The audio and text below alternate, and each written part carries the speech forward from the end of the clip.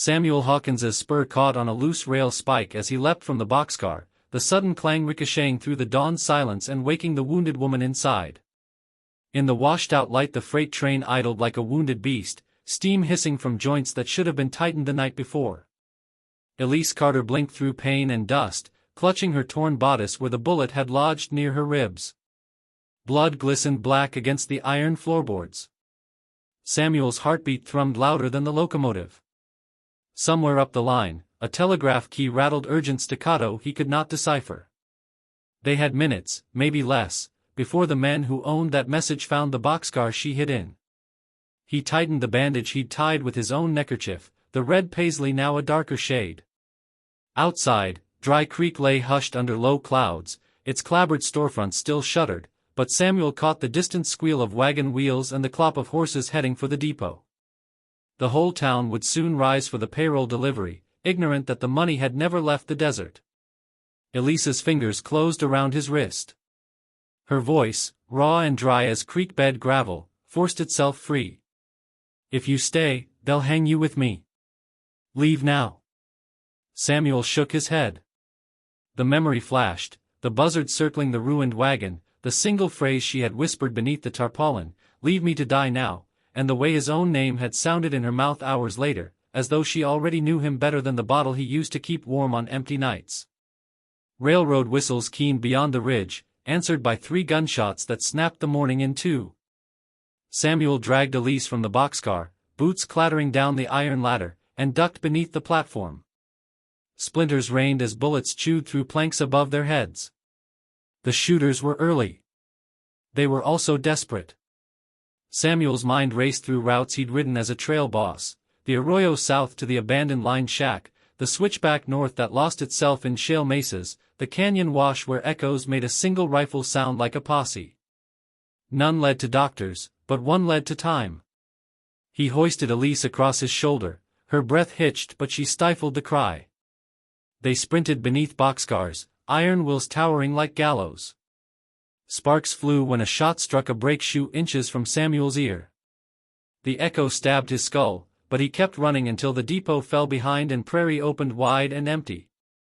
They reached the water tower, hid within its shadow, and at last he set her down. Pale light revealed the Marshall star she'd hidden beneath her corset string, dulled by blood and dust. "You never said you were a law woman," he whispered. "Didn't reckon you'd help me if I did." She forced a faint smile that twitched into pain.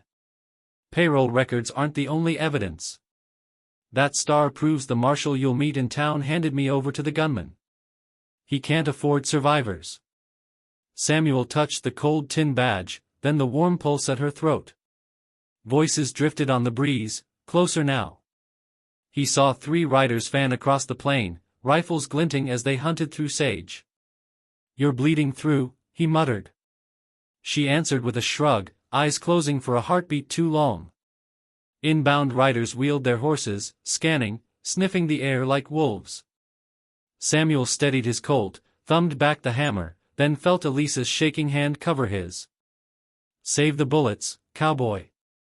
The storm will hide us." As if summoned, a wall of ochre dust rose on the horizon, wind breathing a low moan across the flats. The riders hesitated, cursed, then spurred toward shelter.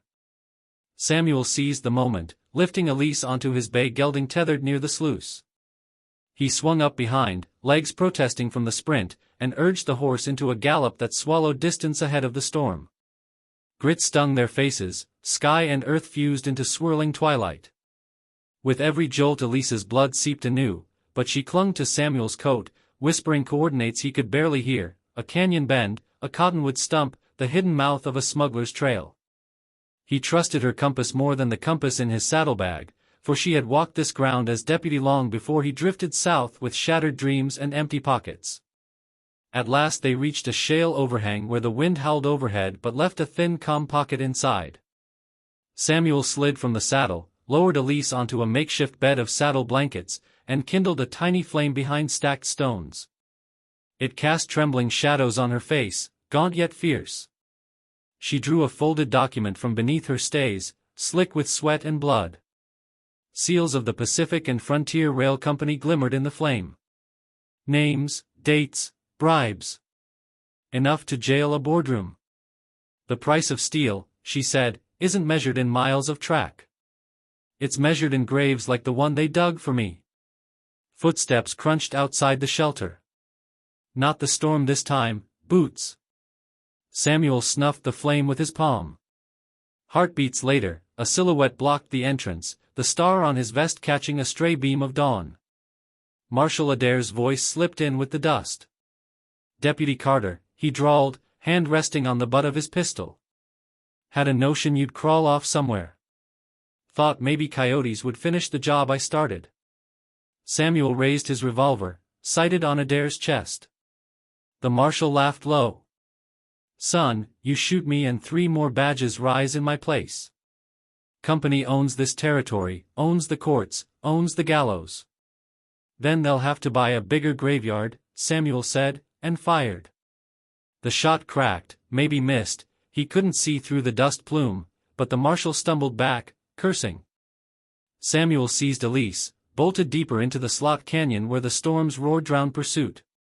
They half fell, half crawled along rock walls until a narrow fissure opened into an old mining drift that smelled of bat guano and damp earth, the only place the railroad had no deed to. In the darkness Elise's voice trembled not from fear but from urgency. Listen, Sam. Denver subpoenas expire in 9 days. If I don't testify, the corruption becomes law and every rancher from here to Kansas loses water rights, grazing land, maybe their lives. 9 days, he thought. 900 miles of rail. A woman half dead. And him, a cowhand with nothing but a horse that limped when cold set in. Yet something inside him, something buried under years of trail dust and quiet regret, rose with a spark at the corner of his mind. The kindling of purpose. Above them, the storm moved on. First light filtered through a crack, painting the rock walls gold. Samuel helped Elise to her feet and met her gaze. Denver then, he said. But we'll need ghosts, not riders. Ghosts don't pay fares, she replied, managing a ragged grin. They stepped from the shaft into morning air that smelled of rain-cooled sage. Far off, train whistles wailed like remorse. Samuel felt the weight of unanswered questions trailing them, how many more ambushers lay ahead, how far the railroad's reach extended, how long until Elise's wound claimed what bullet and dust had begun. But mystery is the blood that keeps a story alive, and so they mounted up, 2 silhouettes etched against the brightening desert, carrying secrets and a single star that glinted harder than any coin ever stolen. The desert wind had scoured every footprint from the arroyo before the sun climbed clear of the purple horizon, yet Samuel Hawkins still felt pursued by shadows that knew his name. Long before light touched the distant buttes he lay awake beside a low campfire in the lee of a sandstone boulder, counting Elise Carter's breaths and measuring the heat of her skin against his palm. Fever lingered like a trespasser who would not be chased away, but she no longer drifted in and out of delirium, her eyes, though glazed, fixed on him with a stubborn lucidity that reminded him of mustangs he had once broken near the Cimarron. When she whispered that dawn was coming he followed her gaze and watched the sky change from iron to pale copper, a slow alchemy that promised either salvation or ruin depending on which rider reached them first. He broke camp without speaking, stamping the last ember into powdery ash, then saddled the bay and checked the cinches twice. Elise pushed herself upright, refusing his hand until her legs failed and she caught his sleeve in embarrassment, and together they crossed the dry wash toward the spur track that snaked between pinyon ridges.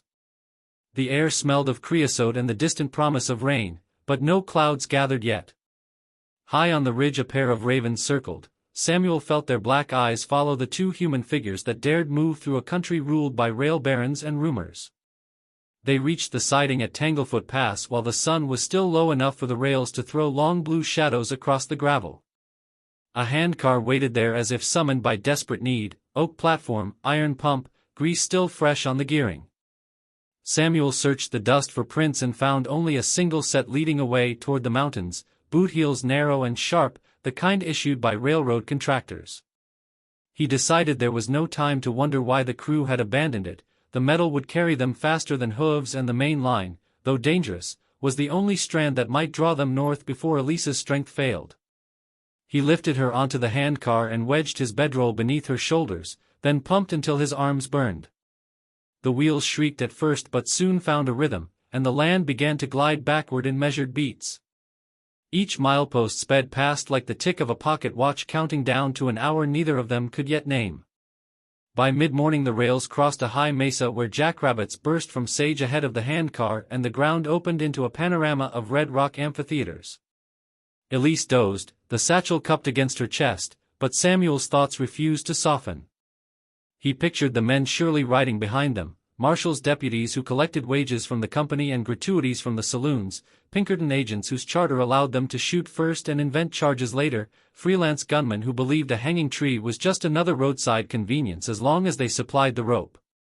He imagined their sweat beading beneath dustcloths, their rifles slung across saddle horns, their eyes narrowed against the same sun that now beat on his shoulders. An hour past noon the handcar rattled onto a timber trestle spanning a chasm so deep it swallowed its own echo. The river below flashed like a strand of silver thread in a dark loom. Midway across, Samuel heard the distant clatter of hooves amplified by the canyon walls. He looked back and saw riders crest the last rise, tiny at first, then larger, then unmistakably armed. The distance between hunter and quarry was narrowing faster than courage could close it. At the far end of the bridge a spur branched westward into a forested gulch. Samuel threw his weight onto the pump handle, muscles screaming, until the handcar jerked off the main line and raced down the neglected track. Wild grass brushed the wheels, rust bit the iron.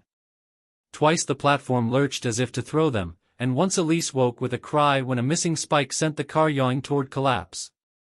But the rails held, and soon pines closed above them like the nave of some vast, resin-scented cathedral.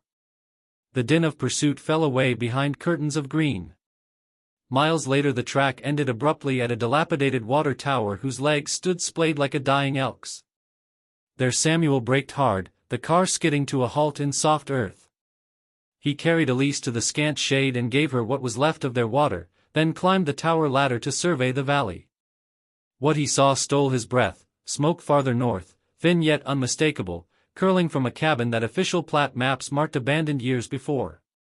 He remembered a card player in Dry Creek speaking of a hermit who had lost a leg in a tunnel accident and sworn never to share a campfire with railroad men again. If that recluse still lived, Samuel reckoned they might trade coin or gratitude for shelter and maybe a chance to cut the bullet from Elise's side.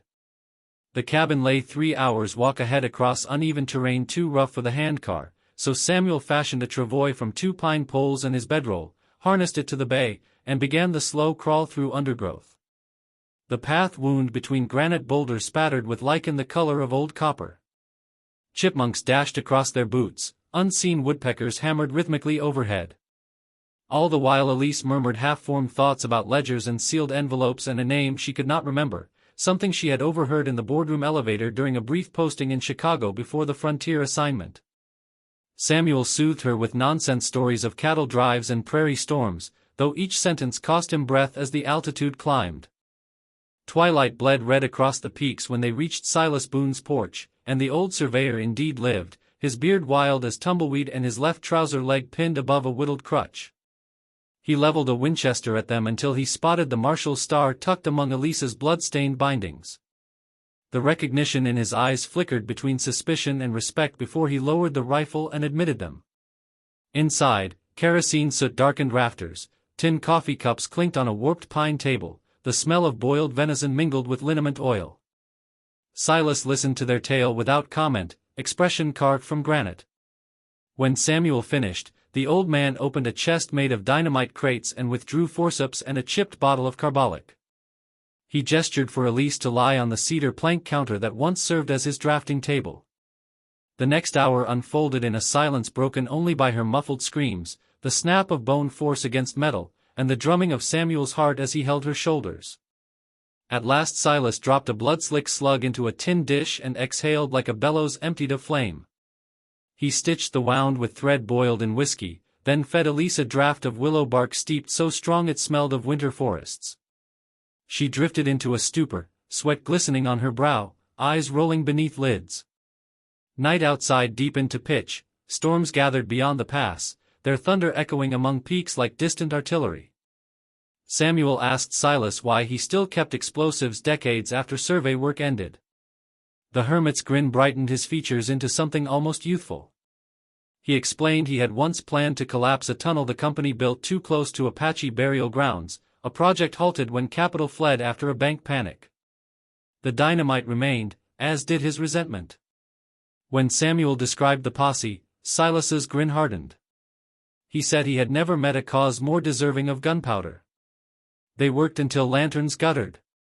Silas drew maps on the floor with chalk, marking switchbacks where a single rockslide could delay riders, culverts where blast caps would turn railbeds into trenches, blind bends where ambushers could disappear like smoke. Samuel memorized each point though exhaustion blunted his mind. Before dawn they set charges at the wooden trestle 2 miles south, tamping fuses with river mud while bats spun through the pre-dawn gloom.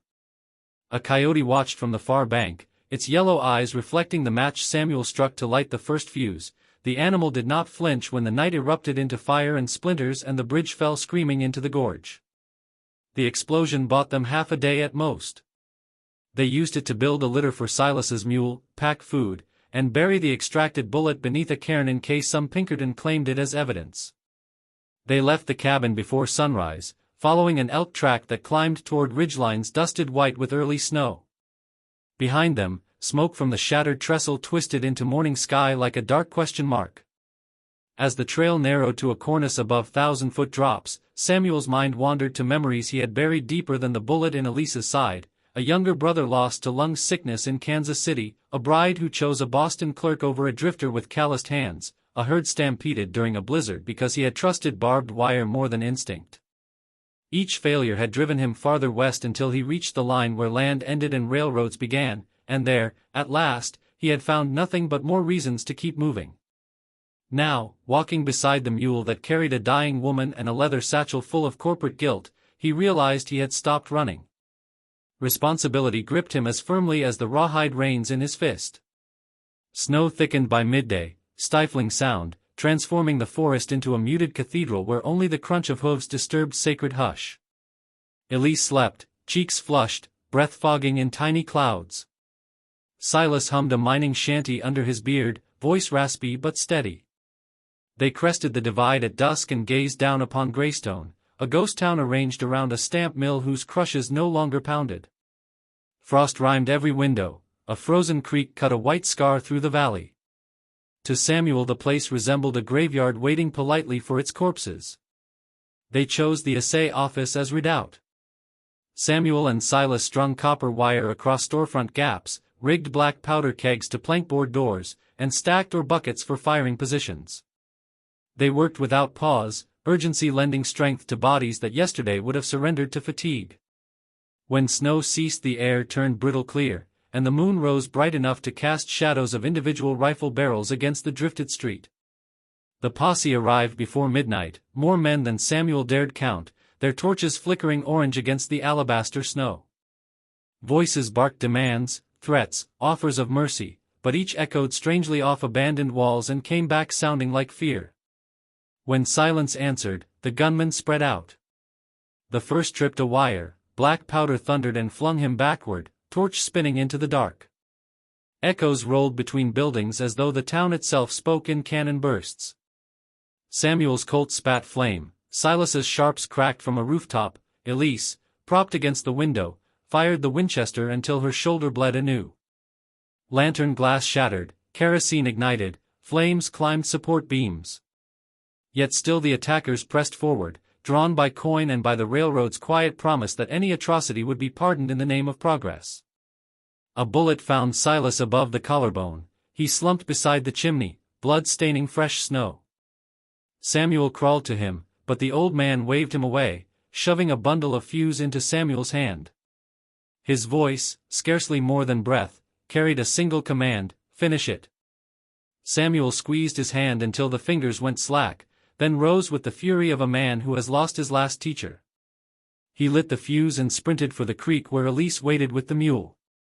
They crossed the ice just as Greystone erupted behind them, a blossom of orange that painted the snowfields hellish. Concussion rolled across the valley and up the ridge, dislodging cornices that fell in silent sheets before shattering far below. When Samuel dared look back, the ghost town was a smear of smoke and cinders, its secrets and its dead equally buried. Through the night they followed a mining tramway that clung to canyon walls, guided only by starlight and the occasional flare of burning timbers far below. At dawn they reached Summit Pass, altitude so lofty the air sliced their lungs. A narrow-gauge mail train idled on a siding, steam curling around iron pistons. Snow obscured the conductor's badge until Samuel stood within arm's reach, then the man saluted, having been warned by a cryptic heliograph signal that 2 government witnesses would arrive under escort from beyond the range. Elise produced the sealed ledgers and a letter of transit she had written on Silas's maps, forging the marshal's signature with shaking hand. The conductor accepted both with reverence usually reserved for scripture. As the engine chuffed into motion, Samuel collapsed onto a wooden bench, every bone singed with cold and effort. Elise reclined across from him, head resting on the satchel. The fever had broken some time after the explosion, now her skin felt cool under his palm. She opened her eyes and watched the alpine forest slide past the window, branches heavy with new snow that glittered in morning sun. Her lips curved into a weary smile as she whispered that Denver lay only 2 days ahead if the grades remained clear. Samuel, too tired to calculate distances, simply nodded. Hours later, while Elise slept, a newsboy hustled through the cars selling broadsheets. Headlines shouted of a rail bridge destroyed by saboteurs, a marshal murdered, a payroll vanished, an unnamed executive subpoenaed by federal marshals. Samuel scanned the print, noting with grim satisfaction that nowhere did his own name appear. Elise's plan to become invisible in order to be heard seemed to be working. Sundown painted the window glass rose gold. The warmth of the potbelly stove lulled Samuel toward sleep, but he fought it long enough to study the woman opposite him. In slumber her face lost the tension of duty, freckles surfaced on her cheeks like constellations previously hidden by clouds. He wondered what dreams traveled behind her eyelids, perhaps a childhood orchard in Vermont, or a lecture hall in Philadelphia where professors spoke of antisepsis and new surgical frontiers, or maybe she wandered again along that doomed payroll trail before buzzards and betrayal nearly ended her story. Whatever landscapes she walked, Samuel hoped they were bright.